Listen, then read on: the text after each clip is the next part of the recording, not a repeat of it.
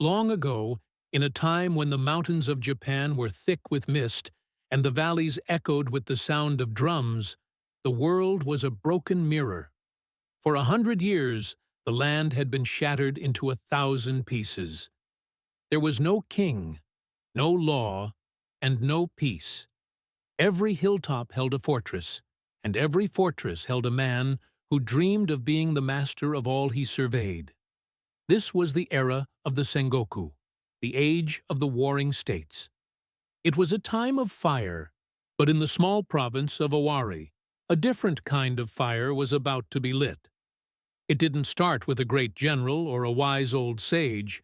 It started with a boy who everyone thought was a failure. In the year 1534, a child was born in Nagoya Castle. His father was a warrior of some standing, but nothing suggested this boy would be anything special.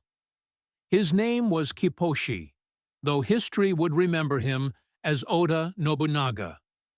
From the moment he could walk, Kipposhi was different. While other young lords were being taught to sit straight, speak softly, and study the heavy scrolls of the past, Kipposhi was in the dirt. He spent his days running with the village children, commoners who didn't care about titles. He practiced his sword under the hot sun. He swam in the wildest rivers, and he dressed in clothes that made his tutors weep with shame.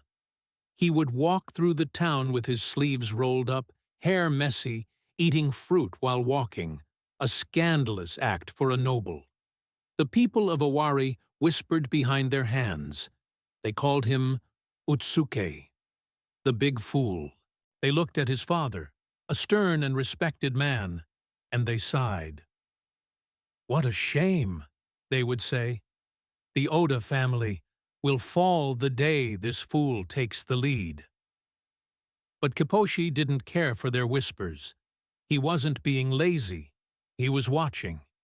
He was learning how the world actually worked, not how the books said it should. He saw how the common people lived, how the wind moved across the fields, and how the new fire sticks, the matchlock guns brought by traders from far away, could change everything. The true story of Nobunaga begins not with a victory, but with a funeral.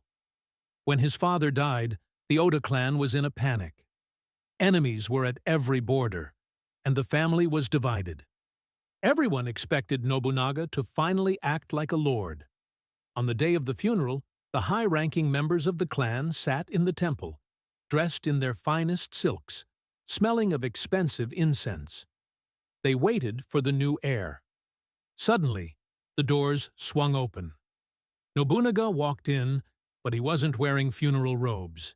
He was dressed in his ragged street clothes, his hair tied with a piece of straw. He walked straight to the altar, grabbed a handful of ceremonial incense, and instead of offering it gracefully, he threw it at the funeral tablet of his father. Without a word, he turned and walked out. The temple went silent. The elders were horrified.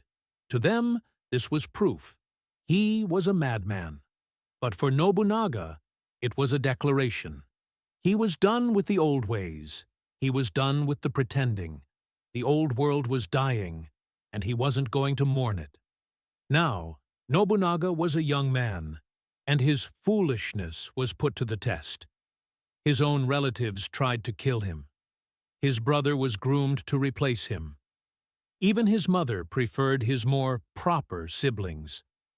Nobunaga learned quickly that in a world of war, kindness was a luxury he couldn't afford. He moved with a speed that terrified his enemies.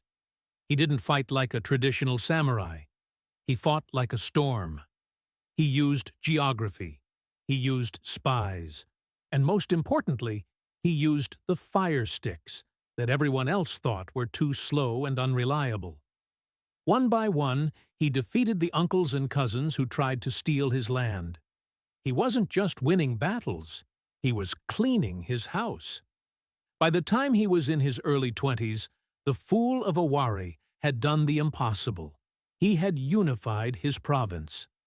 The whispers changed. They weren't calling him a fool anymore. They were calling him a threat. As Nobunaga was solidifying his grip on Owari, a new kind of challenge appeared, one that couldn't be solved with a sword or a matchlock gun. It came in the form of a marriage alliance. Across the border lived a man known as the Viper of Mino, a lord named Saito Dosan. He was a ruthless, cunning man who had stolen his own province through betrayal. To keep the peace, he sent his daughter, the beautiful and sharp-witted Lady No, to marry the fool of Owari. But this was no ordinary wedding.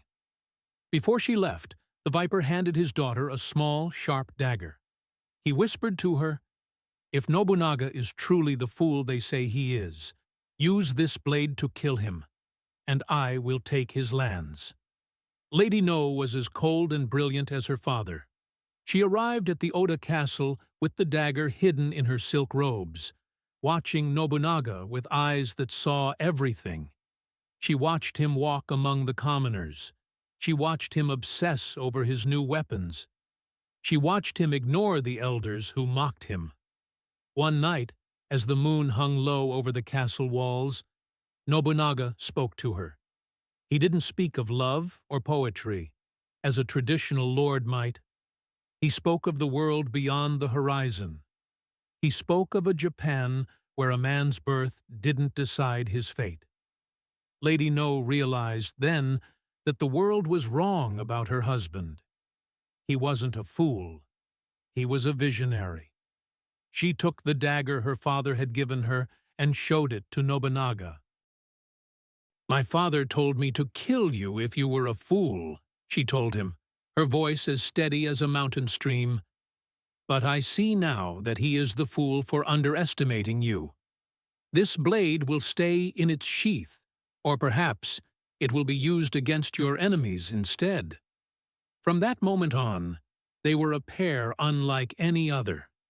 In a world where women were often kept in the shadows, Lady No was often whispered to be the silent hand behind many of Nobunaga's boldest moves.